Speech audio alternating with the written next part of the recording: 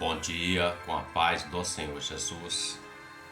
Livro de Atos dos Apóstolos, capítulo de número 2, verso 1 e 2, está escrito assim: Cumprindo-se o dia de Pentecostes, estavam todos reunidos no mesmo lugar.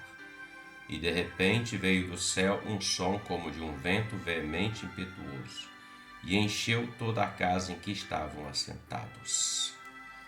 O texto em questão fala do momento do batismo do Espírito Santo, a descida do Espírito Santo do Senhor, o momento em que os apóstolos, ou cerca de um grupo de 120 pessoas, estavam reunidos ali em oração, aguardando uma bem-aventurança.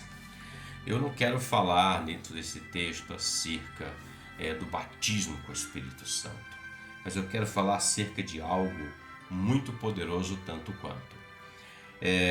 Jesus havia dito aos discípulos que ficassem em Jerusalém, até que do alto sejam revestidos de poder para serem testemunhas dele, em Jerusalém, Judéia, Samaria e confins da terra. Em Lucas, o Senhor disse assim: fiquem em Jerusalém, até que do alto sejam revestidos de poder.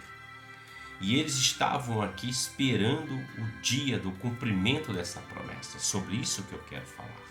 É sobre isso que eu quero meditar. O cumprimento da promessa. Aquilo que Deus prometeu que faria na vida dos apóstolos aconteceu. Mas para que eles recebessem a promessa, essa graça de Deus na vida deles, era necessário que eles estivessem em Jerusalém. Era necessário que eles estivessem esperando a promessa. Toda a promessa de Deus está debaixo de uma condição. É só ler as promessas que você vai ver. Para isso é preciso isso, para aquilo é isso. Exemplo, para Abraão ser pai de uma grande nação, para que se multiplicasse a descendência dele, era necessário que ele saísse da casa do pai dele, da parentela dele, da terra onde ele habitava. E assim ele o fez e recebeu da parte de Deus. Então esse é um dia, o dia do cumprimento da promessa. Deus tem promessas na sua vida, na minha vida e na vida de todos aqueles que se achegam a Ele. Deus tem promessa para dar ao homem. E o cumpridor da promessa, ele cumpre a sua palavra, desde que o homem faça e cumpra a parte dele. Eles estavam aqui esperando esse dia glorioso e maravilhoso.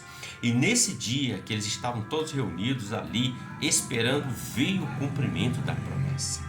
O cumprimento da promessa não está debaixo de uma data especificamente. O cumprimento da promessa não está debaixo de algo assim. É agora, nesse minuto, o cumprimento da promessa está diante da vontade soberana de Deus e da minha posição, da sua posição diante daquilo que Deus requer de nós para recebermos aquela promessa.